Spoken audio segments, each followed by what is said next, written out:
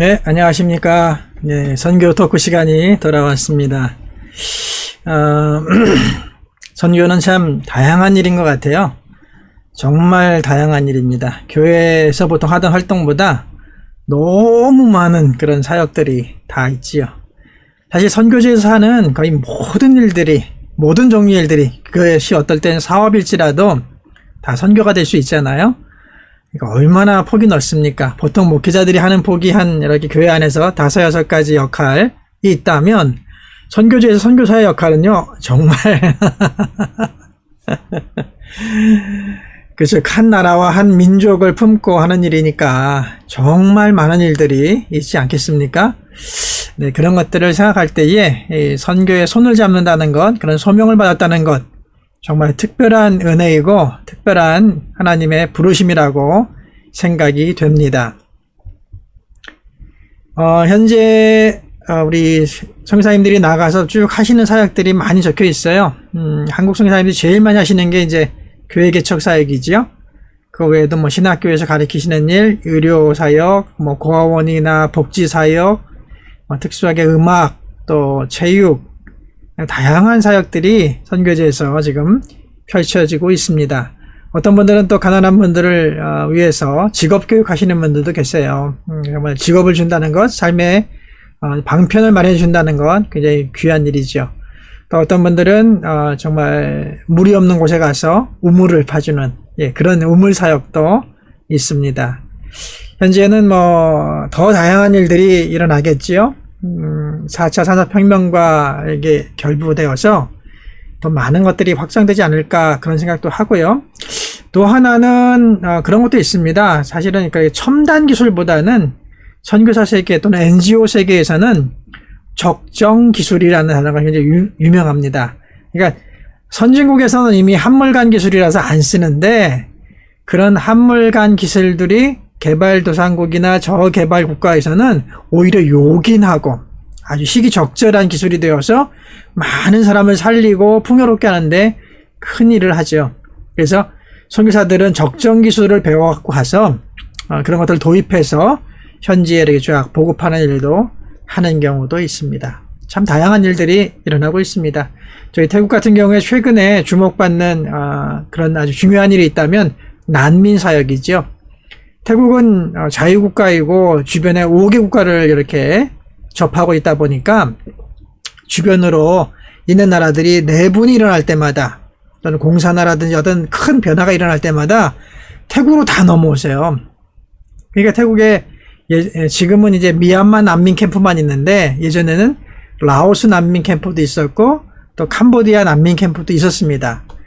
또 이제 뭐 말레이시아가 시끄러지면 말레이시아 난민 캠프도 생길 수 있겠죠. 그래서 태국이란 나라의 가치가 사실은 태국 복음화를 위해서도 중요한 나라인데 사실은 그 안에 인접국가, 자유가 없는 인접국가 상황을 우리가 서포트하고 그 난민들을 돕고 그렇게 하는 중요한 사역도 또 있다라는 것을 오늘 알려드립니다.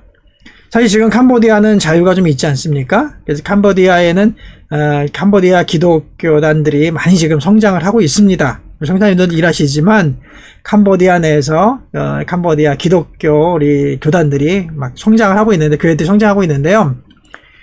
그 지금 중심 인물들, 뭐 총회장님을 하시고 노회장님을 하시고 전체적으로 이제 중심 인물들이 어디서 교육을 받았냐면 예전에 그 크메르 루즈를 피해서 태국으로 넘어와서 태국 난민촌에서 계시던 분들이 그 당시에 선교사님들과 교단의 협력으로 지도를 받고 신학 교육을 받고 돌아가신 거예요. 그분들이 지금 이제 그 기초도를 놓으시면서 캄보디아 교회의 어떤 지도자 역할을 감당하고 있습니다. 그러니까 이 태국이란 나라의 선교적 가치가 6,700만이라는 태국 사람들에게 복음을 전하는 것도 중요하고 또 함께 깃들여 사는 뭐 수십 종족의 그런 소수 부족들을 통해서 그 부족들을 또 사역도 할 수 있고 주변 5개 국가에서 문제가 돼서 들어온 그런 난민들을 우리 케어하고 또 재교육하고 전도하고 제자화해서 다시 돌려보내드리면 또 그 나라에서 그 역할을 감당할 수 있는 참 다양한 역할을 수행할 수 있는 나라가 이 태국이 아닌가 그런 생각을 가져봅니다. 오늘은 사실은 선교 주제 토크, 오늘, 6번째 날이죠. 6번째 주제는 뭐냐면, 우리는 선교지에서 어떤 일을 해야 할까요? 그것이 오늘 주제입니다. 참 어렵지 않습니까? 선교지에 가서 어떤 일을 하면 좋을까? 네. 막연할 때도 있고, 너무 정확한 분도 있고, 굉장히 새로 오신 선교사님들하고 만나보면 굉장히 다릅니다. 한 단체에 이제 자기 선교사들의 사역 형태를 이렇게 도표화한 건데요. 보시면 뭐 지도자 훈련도 있고, 그렇죠? 교회 개척도 있고, 저 위에 보면 뱀 같은 사역도 있고요. 그 다음에 본국 사역, 그 다음에 또 뭐가 있냐, 지역 개발, 네, 비즈니스 사역도 있지 않습니까? 굉장히 다양한 사역들을 감당하시는 선교부입니다. 저기 나와 있는 거의 모든 형태의 사역들이 우리 한국 선교사님들이 태국 땅에서도 하고 계신 사역들입니다. 우리는 어떤 사역을 하면 좋을까요? 저는 처음에 왔을 때 굉장히 그것 때문에 좀 한 1, 2년 고민을 많이 했습니다. 나는 과연 이 땅에서 앞으로 20, 30년을 사역할 텐데 나는 어떤 사역을 시작하고 또 발전시키고 열매 맺고 내가 은퇴하면 좋을까? 굉장히 고민이 많이 되더라고요. 이것도 이제 다른 단체 겁니다. 아마 웹 같은데요. 여기도 보시면 교회 개척, 신학 사역, 그 다음에 저기 뭐라고 썼나요? 청소년 사역, 네, 선교사 자녀학교, 의료 사역, 또 전문인 사역, 뱀 사역. 요즘 뱀이 꼭 들어가네요, 그렇죠? 그리고 특이할 만한 것은 선교사 자녀학교라는 사역이 있다는 것이죠. 태국 내에는 사실 선교사 자녀학교라고 할 만한 곳은 그리 마땅하진 않고, 그래도 선교사 자녀학교는 몇 군데 있습니다. 그러나 더 많은 선교사님들이 하시는 사역은 뭐냐면 그 학교를 보내는 아이들을 돌봐주는 도움사역, 기숙사 사역을 이렇게 하는 경우가 있습니다. 굉장히 중요한 사역이죠. 부모들이 정말 다양한 사역, 깊이 있는 사역을 하기 위해서는 자녀 교육을 누가 좀 책임져 주면 좋은데, 좋은 학교와 또 그것을 이렇게 도움을 만들어서 아이들을 정말 방과 후에도 지도해 주시고 신앙도 잡아 주시고 또 학교 교육도 이렇게 따라갈 수 있도록 도와주실 수 있는 그런 자녀 교육을 위한 MK 사역을 하는 선교사님들이 계시다는 것은 굉장히 중요한 사역일 것입니다. 이런 특수한 사역으로 이제 처음부터 초청받아 오신 분들은 괜찮습니다. 분명히 본인이 무슨 일을 할지, 또 와서 무엇을 해야 될지, 내가 맡은 사역이 어떤 것인지가 분명하고, 또 그런 분야의 어떤 전문성을 가진 분들이 컨택됐기 때문에, 그런 분들은 바로 오시면 문화 적응하시고, 언어 적응하시고, 그 다음에 바로 그 사역을 시작하시면 되죠. 그러나, 더 많은 숫자의 선교사님들은 어떤 특별한 재능이라보다는 대부분 목사 선교사님들 또는 우리 평신도 선교사님들 중에도 그렇게 특별한 기술이나 의료나 교사나 이런 것들이 아닌 상태에서도 선교에 부르심을 받은 분들이 많이 계십니다. 이런 분들은 과연 자기의 선교 사역을 어떤 것을 선택하고 또 그것을 추진해 나가는 것이 바람직할까요? 오늘 한번 같이 고민해 봤으면 좋겠습니다. 요즘은 젊은 친구들이 정말 저런 표어들을 참 좋아합니다. 자기 인생에 내 열정을 쫓아서 내 인생을 살아가리라, 이런 것들을 너무 좋아하고요. 오늘날 90년대생 Z세대라고 하는 친구들도 이런 거 참 좋아하죠. 내가 좋아하는 일을 할 거야. 네, 수입에 많고 적음이 중요한 게 아니라 난 내가 좋아하는 일을 할 거야. 그런 요즘 경향이 있습니다. 그러니까 요즘 오시는 선교사님들은 저런 영향을 많이 받으셨을 거예요. 신세대 우리 선교사님들은, Z세대 우리 선교사님들은 나는 내가 좋아하는 일을 할 거야, 이런 요즘 취향대로 그런 분들도 계시지 않을까 요즘 생각을 해봅니다. 사실 저희가 지난 20년 넘은 선교사들끼리 이렇게 만나서 대화 나눠보면요, 깜짝깜짝 놀란답니다. 요즘 새로 오신 분들하고 자기들하고 너무 생각이 달라서 깜짝깜짝 놀란다는 그런 표현들을 많이 하십니다. 물론 이제 새로 오셨지만 저희보다 더 연세 많으신, 은퇴하시고 오시는 그런 이제 실버 선교사님들도 계시지만, 이게 보통의 선교사님 얘기하는 거죠. 보통 선교사님이라면 30대 한 중반쯤에 오시거든요. 그런 분들을 만나보면 많이 다르다, 이런 얘기들을 많이 합니다. 오늘 꿈을 찾고 있죠? 나의 꿈을 찾고 있어. 네, 그런 것들을 이제 생각해 볼 수 있죠. 나는 내가 좋아하는 일을 할 거야. 요즘 얼마나 당당한지 몰라요. 요즘 세대 분들을 보면 정말 고생 뭐 이런 거 중요한 게 아니고 나는 내가 좋아하는 일 할 거야. 뭐 이런 것이 아주 기본적인 마인드인 것 같습니다. 근데 항상 이제 그런 분들이 겪는 갈등은 이런 거죠. 세상에 들어와서 몇 년 지난 다음에 이 뭐 선교든 일반인이든 똑같은 것 같아요. 뭐 직장을 가든 사업을 하든 내가 좋아하는 일을 해야 되나? 내가 잘하는 일을 해야 되나? 그렇죠? 여러분, 좋아하는 일, 잘하는 일, 이 같을 수도 있지만 다를 수도 있다는 거예요. 저희 일본에 보면 좋아하는 일과 잘하는 일이 같지 않습니까? 근데 2번에 보면 좋아는 하는데 잘 못해요. 3번은요, 난 별로 좋아하진 않는데 너무 잘해, 그 일을. 난 싫어도 하는데 그 일 잘하지도 못해. 근데 회사에서 하래. 참 골치 아프죠, 그렇죠? 이런 이제 고민들이 굉장히 실제적인 고민이 아닐까? 그런 생각을 저도 해봅니다. 우리 전도사님들도 오시면 이런 고민하지 않을까? 저는 그런 생각을 해요. 그래서 선배된 사람들이 우리 후배 선교사님들을 인도해주고 이끌어줄 때 정말 잘 코칭을 해야 될 것 같다, 이런 생각을 합니다. 무조건 뭐 옛날식으로 너 이거 해, 이거 맡아, 뭐 이렇게 하기보다는 함께 이렇게 대화 나누면서 고민하면서 또 이런 주제들을 가지고 토론하면서 우리 후배 선교사님들이 어떻게 사역에 진입하고 정착해 나가고 그것을 발전시켜 나갈지를 지도해 줄 수 있다면 굉장히 행복한 선교부가 되지 않을까 그런 생각을 해봅니다. 사실 우리 선교사 세계가 전에도 비유한 것처럼 군대 같고 전쟁터 같아서 상의보다는 명령이 좀 많습니다. 뭐 예전 선교사님들은 그냥 무조건 명령이었어요. 이유가 없어요. 그냥 거의 군대였습니다. 그러나 이제는 많이 좀 변하고 있고요. 또 대화, 소통이 중요한 것이니까 그렇게 해가면서도 우리가 선교 사역을 확정하고 결정하고 세팅하고 나아갈 수 있는 그런 시기가 된 것 같습니다. 잘하는 일, 좋아하는 일 둘 중에 뭘 해야 하나, 그런 고민들인 거죠. 예. 좋아하는 일, 잘할 수 있는 일, 해야만 하는 일. 여기 세 개가 하나씩가 나왔네요. 그렇죠? 좋아를 하고 어떤 일은 또 잘할 수 있는 일이 있고 또 꼭 해야만 하는 그런 필연적인 일이 있을 때 어떻게 이것을 조화를 이룰 것인가, 그런 고민이죠. 선교사역도 여기서 많이 벗어나지 않습니다. 사실 많은 분들이 선교에 입문하실 때 그 소명에만 이제 굉장히 마음이 들떠 있거든요. 하나님이 나를 부르셨어, 선교사로 부르셨어. 신학생들도 마찬가지인데 나를 목사로, 신학생으로, 목사로 부르셨어. 여기까지는 굉장히 뭐 드라마틱한 간증들도 많고요. 그 소명에 대한 확실한 증거들 뭐 이런 것들이 많이 있습니다.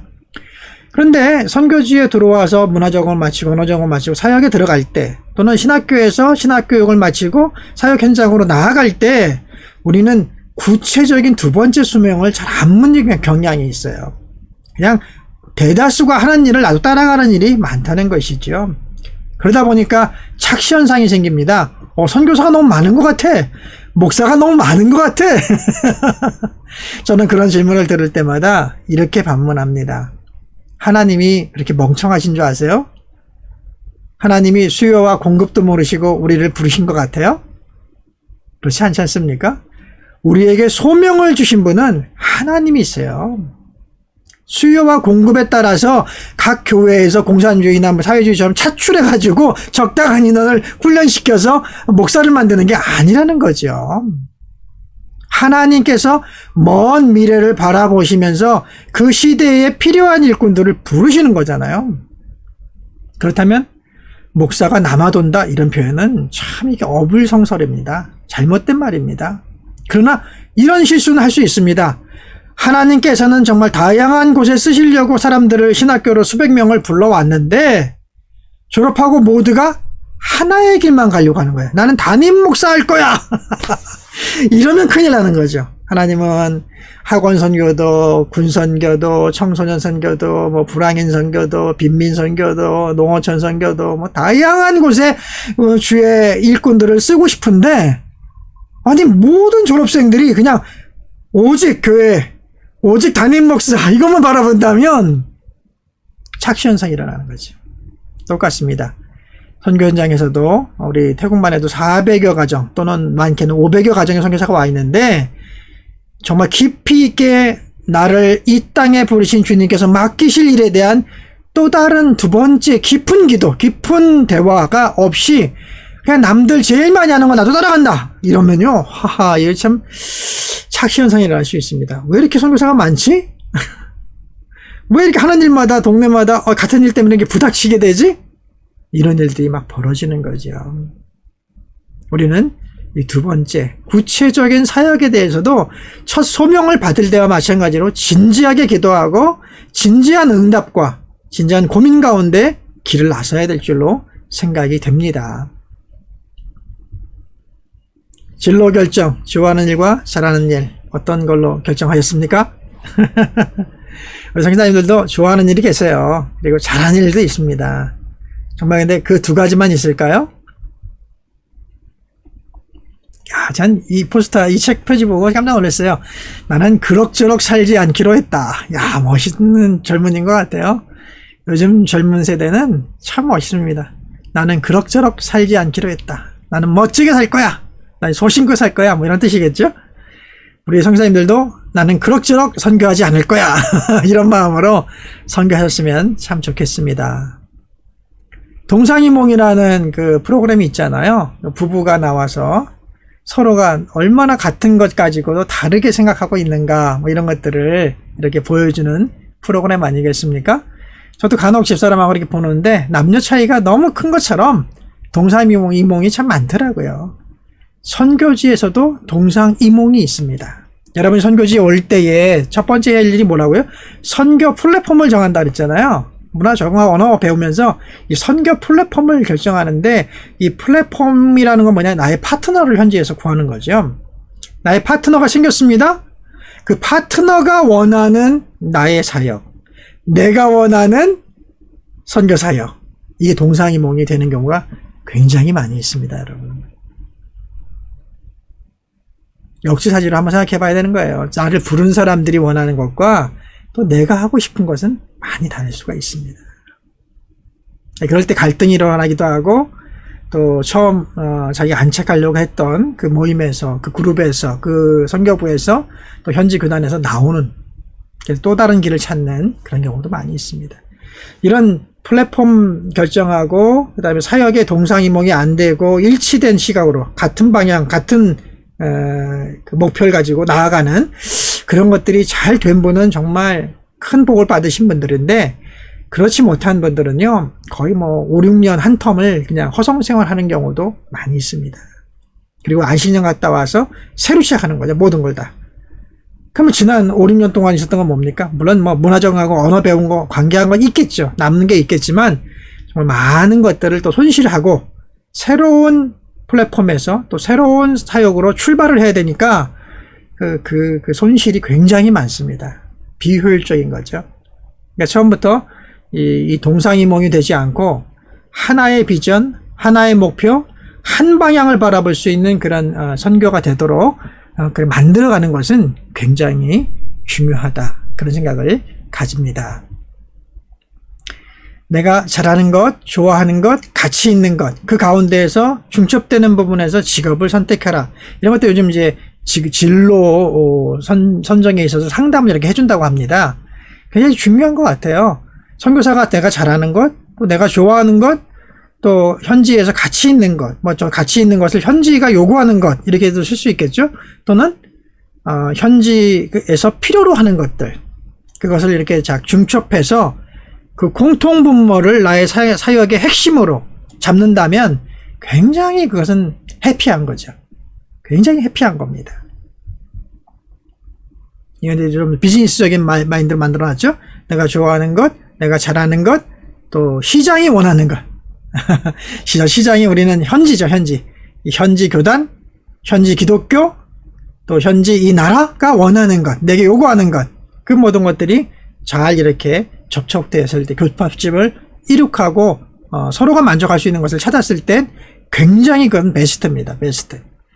최근에도 저희 선교부에도 뭐 아는 분들하고 이렇게 대화를 나눠보면 그것 때문에 갈등하는 분들이 많이 있습니다. 본인은 정말 열심히 하고 있어요. 열심히 하는데 함께 일하는 노회장님이나 뭐 그쪽에 지도자들이나 교회 담임 목사나 이런 분들은 만족이 안 되는 거예요. 자기가 원하는 게 있는데 그걸 안 해주니까 저 사람은 나쁜 선교사인 거예요. 선교사님은 나는 최선을 다해서 지금 일을 하고 있는데 저 사람은 난 나쁜 사람을 취급을 해요. 얼마나 서운합니까? 왜 그렇습니까? 서로의 니드가 잘 포커스가 안 맞은 거죠. 선교사님 어쩌면 자기가 좋아하는 것, 자기가 잘하는 것 두 개의 교집합만 아마 보시면서 사역하실 수도 있어요. 그리고 노회장님이나 자기 파트너가 원하는 것은 뭐 난 관심 없어 이러고 안 했을 수도 있죠. 그러면 갈등이 벌어지는 겁니다. 오래 같이 일하기가 어려워지는 것이죠. 내가 좋아하는 일, 또 세상이 필요로 하는 일, 또 잘하는 일. 이건 좀 더 우리 선교 세계 말하고 비슷하게 나온 것 같습니다. 저도 저런 작업을 했습니다. 사실은요. 와가지고 저는 사실 대학교는 건축공학과 공대를 나온 사람입니다. 그리고 이제 신학교 가서 신대원을 나왔고요. 또 THM을 했고요. 지금은 이제 PhD까지 마쳤죠. 제 배경 속에는 이공계의 사람이라는 공대, 뭐 컴퓨터나 이런 것들 잘 다루거든요. 그런 것들에 대한 나름대로 내 전문성이 있지 않습니까? 아니 뭐 내가 해볼 수 있어. 건축 뭐 이런 거 저한테 어려운 일이 아니니까. 그런데 처음 도착했을 때 리서치부터 했습니다. 도대체 이 땅에 상황이 현재 뭐냐? 첫째, 이 땅을 리서치하는 거죠. 이 땅에 정말 무슨 일들이 일어났느냐? 근 50년 동안 선교가 일어나면서 서양 분들은 또 우리 한국 분들은 어떤 사역들을 해왔는가? 두 번째, 내가 속한 CCT 교단에서 내게 원하는 사역들은 무엇이 있느냐? 여기저기 노예마다 요청들이 다르고 또 학교나 병원이나 신학교에서도 요청할 수 있지 않습니까? 다양한 요청들이 있거든요. 그 요청들을 또 쫙 리스트를 만들어 봤어요. 우리 선배님들이 해오신 일들, 또 현지 교단이 원하는, 요청하는 일들, 또 내가 잘할 수 있는 일들을 쫙 써봐서. 그래서 우리 선배님들이 이미 하시고 계시고 잘하는 것들은 지웠습니다. 그리고 그 남은 것 중에서 현지 교단이 요구하는 것과 내가 할 수 있는 것들을 매칭해 봤어요. 제가 처음부터 교회 개척 사역을 하려고 했던 것은 아니거든요. 그런데 내가 협력하는 교단의 상황이 비록 그들이 아주 강하게 요청하는 상황은 아닐지라도 교회 개척에 있어서 굉장히 소극적이다. 기존의 오래된 교회들을 유지하는 데만 정성을 다 쏟고 있다. 이렇게 해서는 1%의 기독교 복음화를 넘어설 수 없다라는 그런 결론을 갖게 됐습니다. 특별히 북동부 지역, 동부 지역 이런 지역은 굉장히 교회가 열악하고 없는 상황들을 돌아다니면서 이제 지역 분석을 할 때 발견하게 된 것이죠. 그래서 이제 총무님하고 같이 상인도 하고 여러 가지 나눌 때 그들이 자기들이 노예가 이미 있는 지역에서 교회를 개척한다고 그러면 당신을 안 받겠다 이렇게 얘기했습니다. 참 태국기독교단 이상하죠. 교회를 개척하겠다는데 안 받겠답니다. 왜 그러냐면요. 이들에게 급선무는 뭐였냐면 교회를 개척하는 것보다 교회를 맡을 사람이 부족했던 겁니다. 목회자를 많이 양성하지 못해가지고 기존에 있는 교회조차도 목회자가 없는 교회가 많았던 거예요. 그런데 제가 와가지고 또 다른 교회를 개척하면 어떻게 되겠습니까? 목회자 부족이 더 악화되는 거예요. 그래서 태국기도단에서는 그거 원치 않는다 이러더라고요. 오히려 목회자 역할을 해주고 목회자들을 좀 훈련해주고 세워졌으면 좋겠다 이런 말씀 하시더라고요. 그래서 제가 리서치한 내용을 보여드리면서 이 북동부나 동부 지역에는 교회가 참 없고 당신들 노예도 없다. 그랬더니 이렇게 고민하시다가 그런 지역에서 개척한다면 그것도 필요하다고 생각한다. 이렇게 동의해 주시더라고요. 그렇습니다, 여러분. 저에게 처음에 컴퓨터 사역하라고 직업훈련 이런 거 하라고 그런 전문인 사역하라고 권해주신 분들도 많이 계셨습니다. 심지어는 저희 집에 컴퓨터를 고장만 나면 막 들고 오시는 분들이 의외로 많이 계셨습니다. 그런데 정작 제 사역은 교회 개척 사역이 되었습니다. 여러분, 꼭 제가 좋아서 그 일을 했을까요? 꼭 제가 그 일을 아주 잘해서 했을까요? 꼭 그 일이 이 땅에서 꼭 제게 요구했기 때문에 했을까요? 네, 그 세 가지 균형을 잘 조화를 이루면서 또 기도하면서 하나님의 음성을 찾다 보니까 귀결이 내가 CCT 교단에서 사역하는 한 교회 개척 분야를 내가 감당하는 것이 마땅하겠다. 그리고 개척된 많은 교회들, 제가 개척 안 했을지라도 연약한 그런 아직 미자립 교회들을 함께 돌보며 육성해 주는 일을 같이 해나가는 것이 중요하겠다. 더불어서 지금 목회자가 너무너무 부족하기 때문에 우리가 교회를 개척하면서 작은 교회들이지만 계속해서 권면해서 우리 젊은이들, 또 청년들, 또 약간 우리 장년들, 젊은 장년들에게 도전하여서 신학교에 가도록 목회의 소명을 불러일으켜서 그들을 신학교에 가게 하고 그들을 장학 지원해가지고 그들을 건전하고 건강한 목회자로 세워나가는 것도 중요하겠다. 그런 이제 목표를 제1목표, 제2목표, 제3목표 이렇게 가지고 설정을 하게 됐던 겁니다. 그렇기 때문에 지금까지 제가 22년 넘게 이 일을 지속하지만 한 번도 다른 일을 생각해 본 적이 없고 다른 길로 갈 일이 없었습니다. 처음부터 굉장히 1, 2년 동안 리서치하고 중요하게 대화 나누고 확인하고 그리고 세팅한 거기 때문에 제가 그렇게 변경할 일이 없었던 것이지요. 안 그랬으면 저도 한 5, 6년 해보다가 이 길이 아니네 그러면 또 다른 길 가고 또 하다가 이건 아니네 그러면 또 이쪽으로 가고 그런 분들 계세요. 수시로 일이 바뀌는 분들. 그분이 잘못한 게 아니라 뭔가 이렇게 처음 세팅이 잘못된 거죠. 참 어려운 거 아니겠습니까? 한 전도사님인데 전 모르는 분이에요. 이런 글을 썼더라고요. 내 사명은 내가 잘하는 것이 아니라 하나님이 원하는 일을 하는 것이다. 그렇습니다. 사명이라는 것은 어떤 의미에서 우리 부르신 분의 의도를 따라가는 것이지요. 그래서 내가 잘하는 것 너무, 내가 원하는 것 너무 그렇게 고집하지 마시고, 주님이 또 이끌어 주시는 게 우리 주님은 종합적으로 다 보시잖아요. 그죠? 한 가지만 보는 게 다 보시니까, 나보다 더 잘하시는 분이니까 그분의 부르심을 쫓아가는 것이 가장 바람직하다. 그것이 또 내가 잘하는 것이고 내가 좋아하는 것이면 더 신나고 그렇지 좀 못하더라도 주님이 우선적으로 되는 것이 우리에게는 참 맞는 게 아닐까. 그리고 선교사역 해보면서 내가 좋아하는 일, 내가 잘하는 일이 그렇게 중요하지 않다는 것을 지난 20년 동안 저는 경험했습니다. 저기 나와 있는 배우가 한 사람입니다, 여러분. 1인 다역하신 분이에요. 1인 다역. 정말 달라 보이죠? 네. 선교사는 1인 다역입니다. 선교 현장에는 우리 당회도 없고 권사회도 없고 안수 집사회도 없고 그리고 우리 집사님들도 선교부들도 없습니다. 그러니까 어떻게 합니까? 선교사 혼자서 사찰 집사부터 담임 목사까지 선교부 관리 집사, 음향실 모든 걸 다 해야 돼. 건축이 필요하면 건축도 하고 농사가 필요하면 농사도 짓고 선교사는 1인 다역할입니다. 기본적으로 선교사님들은 그렇습니다. 그러니까 이 땅에 와서 내가 특별히 잘하는 것, 좋아하는 것 그게 그렇게 큰 의미가 없다는 거예요. 여자분들만 그런가요? 남자분도 그렇죠. 저분도 1인 다역을 맡고 있는 어떤 드라마에서 그런 분이라고 합니다. 한국 분이죠. 1인 다역으로 지금 도전하고 있어서 화제가 되고 계시다고 합니다. 여러분, 저는 그렇게 생각합니다. 1인 다역을 하면 많이 부족하지만 우리 한국에서 흔히 그러잖아요. 네이버에 물어봐. 저는 구글 아니면 네이버에 많이 물어보고 요즘 유튜브에도 많이 물어봅니다. 네, 수시로 배워가면서 하면 됩니다. 너무너무 요즘은 강의들이 좋고요.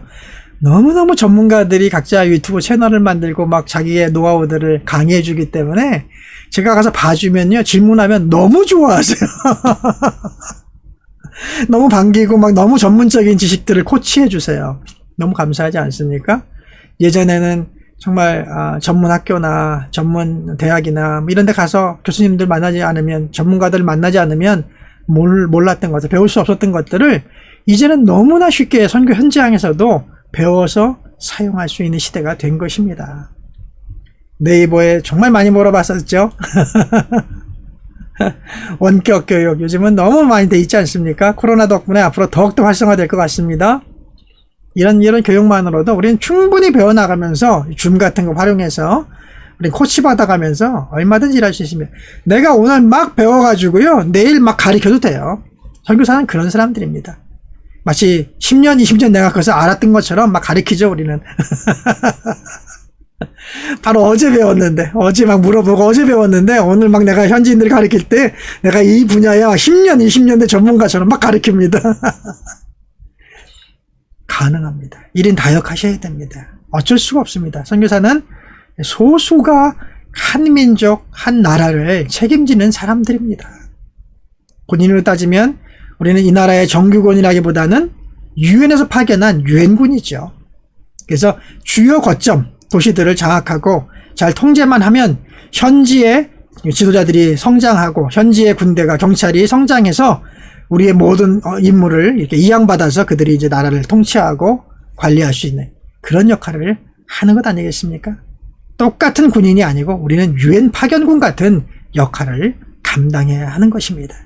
그러니까 항상 소수죠, 소수. 그리고 핵심 지역에 가서 사역하고 핵심적인 사람들을 만나고 그래서 우리 모두가 1인 다역을 해가면서